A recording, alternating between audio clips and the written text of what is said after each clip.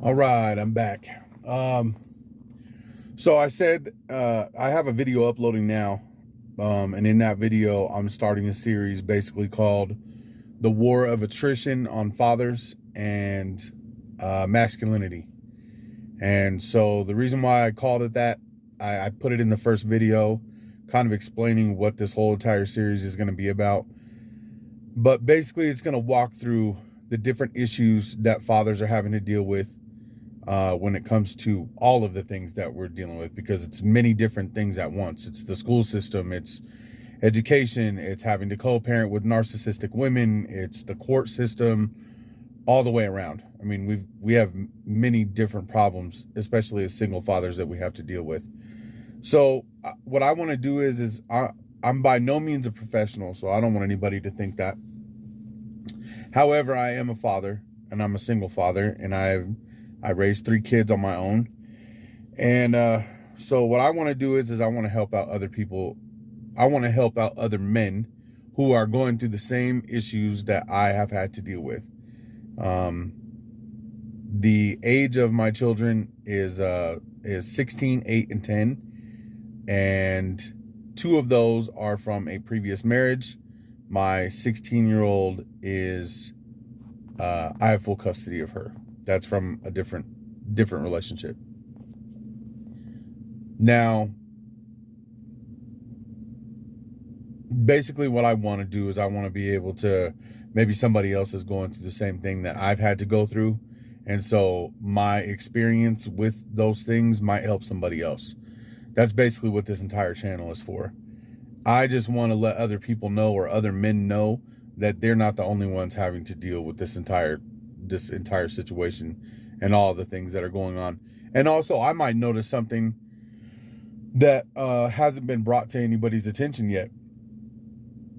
So, YouTube is an open platform, and I just want to make it very clear that I'm not a professional. I didn't go to school for any of this stuff. I didn't go to school for psychology or any of those things. So what I want to talk about today is I want to talk about how to co-parent with someone who is not easy to co-parent with whatsoever. And I'm pretty sure that there are people that are going to hear this video that know exactly what I'm talking about. I would like to say that not every mother that's hard to co-parent with is a narcissist. I just want to get that out of the way. Narcissist, I feel like, gets thrown around a lot, and people kind of abuse that word. However, the person that I am dealing with has pretty much every single symptom of a narcissist. So I'll kind of just go through what I have to deal with, and maybe those things will sound the same to somebody else that's listening. She will try to, if I tell her that I have plans with the kids, she will try to do anything that she can to get in between in those plans, unless it's something that she has planned. So a good example is, I say, hey, I'm going to go on vacation. I would like to take the kids with me on this vacation. I'm going to be gone for 3 or 4 days. She will change the schedule and do something completely different, or say that she has something going on, to completely ruin whatever plans I was going to do with the kids. And it will be something that I don't have a choice but to cancel what I'm doing, because, she needs the kids, or because of something that she's got going on. Does she do it every single time? No. But the majority of the time she does. The second one is she will pit the kids against each other. So I have a son and a daughter. She will pay more attention to one than the other. She will tell one that she's very proud of that one, and make the other one feel like the other one is inferior. She'll show special attention to one child to make the other one jealous. She will also belittle me in front of my kids. So instead of coming to me, and it's really not it's really not anything that has to do with parenting when she says it to the kids. It's things like the kids will go over to the house and say, my dad was teaching me about this over at the house. Something that is legitimate, right? Because parents are, us parents are supposed to teach our kids something. You know, we're supposed to teach our kids things. So as a father, I'm very active with my kids. I sit down, I have full-on conversations with them. We talk about the world. We talk about all kinds of things. Anything that I talk about with my kids when they go back to her house is considered stupid, dumb. I don't know what I'm talking about. And she will even go as far as to tell my kids that they shouldn't listen to everything that I say. So basically that I'm full of garbage. So making my kids second guess when I'm teaching them at my house. So that is, those things that I've mentioned already are telltale signs of someone who is narcissistic. They will find anything they can to try to demean you in front of your kids or make your kids second guess what you're trying to teach them. The next one is constant arguing. She told my son that he could grow his hair out. I spoke with her. My son spoke with her. And he said, I want to grow my hair out like my dad. I have my hair long. I have long hair. He wanted to grow his hair out with me. It was going to be like a father-son thing to do. So she agreed to it. About a week later, she chopped it off. But this is what she does, though. She'll say, yeah, okay, that's fine. Let's do this. Then she'll turn around and say, I never said that. I didn't say that. She'll lie right to the kids' face. And so my kids will come over and they talk about it when they come to the house. And I'm honest with my kids. I'm like, you know, what your mom is doing is wrong. I don't think that's not me belittling their mother. That is me teaching my children that what their mother is doing is wrong. I don't let them disrespect their mom. I don't let them not do what she tells them to do. I just let them know when she is wrong, when she's doing something she shouldn't be doing. If she is doing something like talking behind my back, you know, my kids are like, yeah, it makes me upset. So to me, those are the biggest things of that I have to deal with on my side as far as the narcissistic stuff goes. Lying right to my face, lying right to the kids' face, being two-faced. Boyfriend does the same thing. So the boyfriend lives there. I don't know if they're married or not, really don't care. But he does the same thing. He'll go to my son, or he'll have my son in the car, and he will say things to my son that make him upset, you know. Telling him that I don't know what I'm talking about. You know, calling me names and things like that right in front of my son, telling my son this stuff, you know, telling my son I'm not scared of your dad, and just being a child. This guy's like 35, 36 years old, and he acts like a child. He acts like an 8-year-old. You know, an 8-year-old would say something like, I'm not afraid of you, blah, blah, blah. So it's little petty things. Both the mother and the boyfriend both act like children in the house. They talk to my children about me in the house. Then the lying and the being two-faced and gaslighting the kids, and it makes them very upset. So, on to my next point. The way to counteract that and deal with it, the way that I counteract it and the way I deal with it is I involve a third party. Because there's only so many things that I can tell my kids. You know, so many ways that I can tell my kids to handle it. And then I feel like there needs to be another source there. Maybe a school counselor or a school therapist will be able to help them, you know, navigate whatever's going on at home. And not only that, but you're also now you have a third person there to kind of say, okay, your kids have come to me and told me this. You have come to me and told me this. So we know what's going on over there. Like, we understand that something's not right.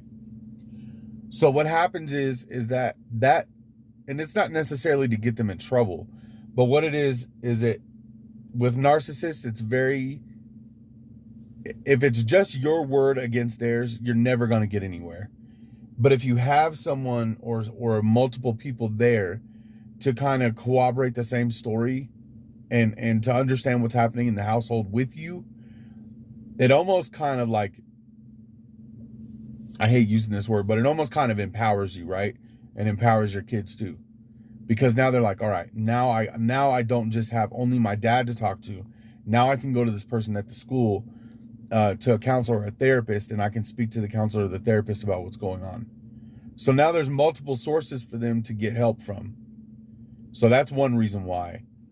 The second reason why is if something ever does happen and you end up going to court, or you get blamed for something that you didn't do, because we all know that, especially women these days, narcissistic women will try to pin whatever they can on you, because they're pissed or because they're mad. So that is that's also a plus too on the side of that, right? Another thing that I do too, and I'm sure anybody who's watched videos about narcissists, is to just cut down contact as much as possible, because you're never going to get anywhere with them. It does not matter what you say. It does not matter what kind of evidence you prove to them. It doesn't matter.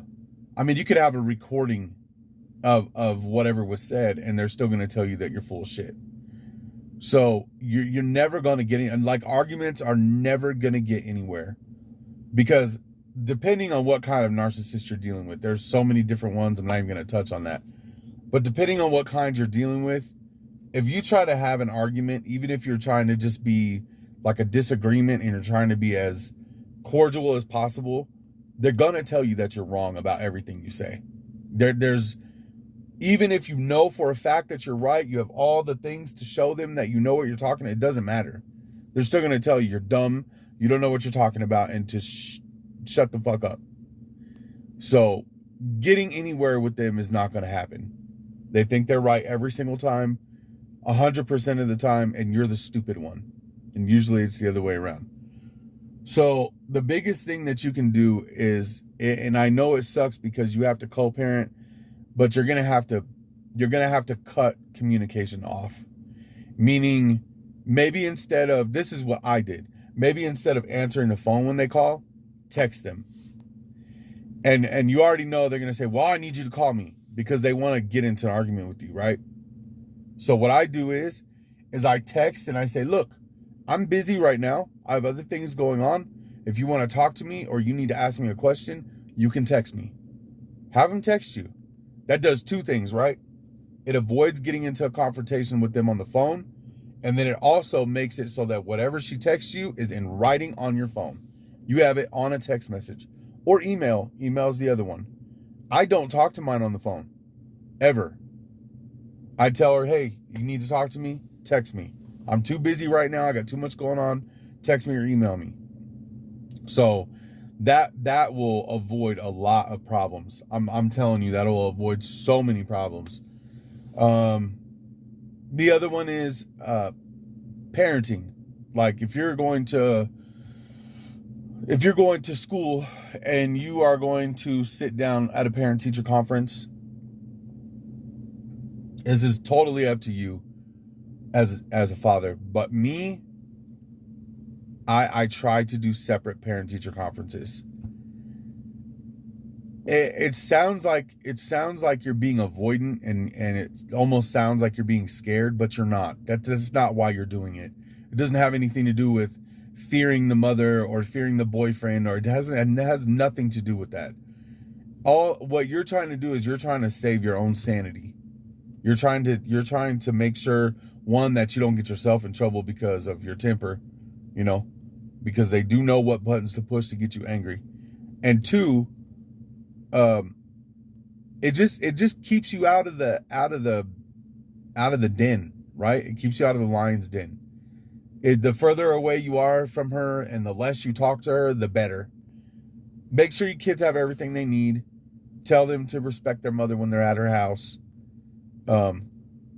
And try to be try to be the the the leader and teach your kids how to have some kind of balance, right? Like my kids will come over to my house and they'll say, well, mom made us mad and this other person made us mad at the house too, her boyfriend or whatever. And I say, okay, listen to me. If your mom's doing something wrong, then you need to go talk to me or you need to talk to the counselor at school. But if she asks you to do something, you need to do it. She's still your mother. It doesn't give you permission to disrespect her and be nasty and, slam doors and all that other stuff. So there has to be a balance there, right? Because we're still a parent. We still have to co-parent with this other person. And you don't want to make it tough on your kids. So, because as soon as you start letting your kids disrespect the mother, then now they're going to have to deal with consequences and getting grounded and getting yelled at and having tablets taken away. So you want to make it so that they kind of, they do what they're told while they're over there. If things happen over there that aren't supposed to happen, yelling, screaming, arguing, whatever. My over there, someone raised their hand to my daughter, and my kid's mother knows that's a no-go with me. You don't touch my kids. So no one has touched them, but he tried. So those are things that need to be told to a third party, right? Because if my kids start to fear being at their mother's house because of the other person that's there, then other people need to know about it. So that's that part. The next part is just watching your temper, because the thing is that narcissists are looking for a way to gaslight you, and then once they do gaslight you and they make you angry and you start to act angry, then the next thing they're going to do is they're going to turn around and they're going to say to everyone that they know, including the police, look, he's acting crazy.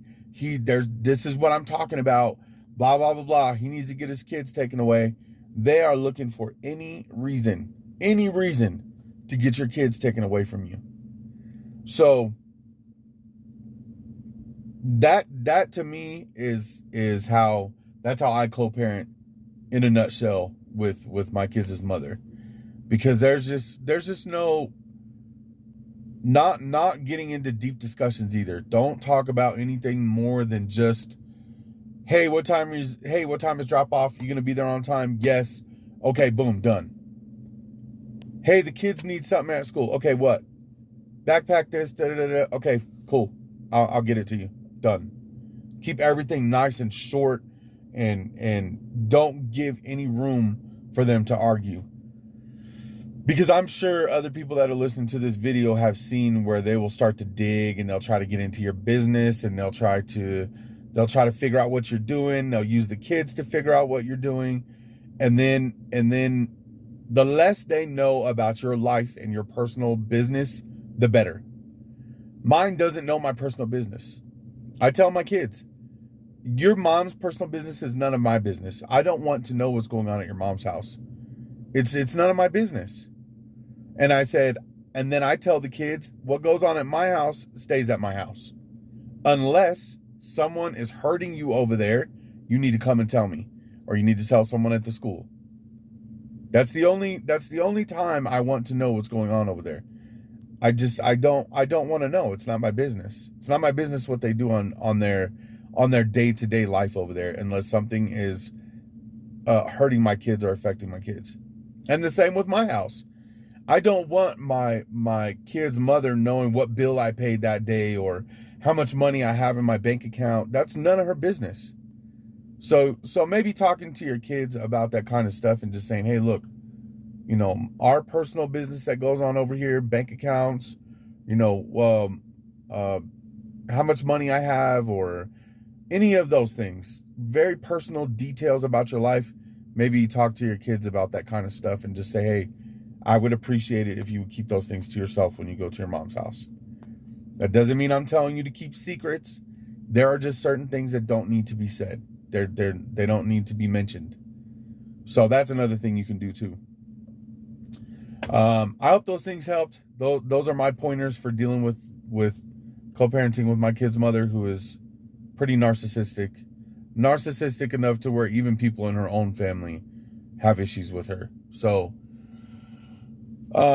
just try to keep it to a minimum.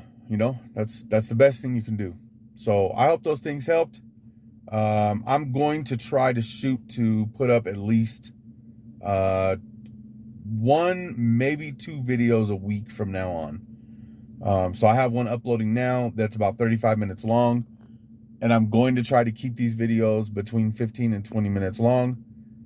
If you like the long form, let me know in the comment section if that's what you like. If this is your first time running across this video or across this channel, please hit subscribe and hit the like button. It helps the algorithm so that this channel can grow, so that I can help more people. I know there's a lot of women that usually talk about this kind of stuff.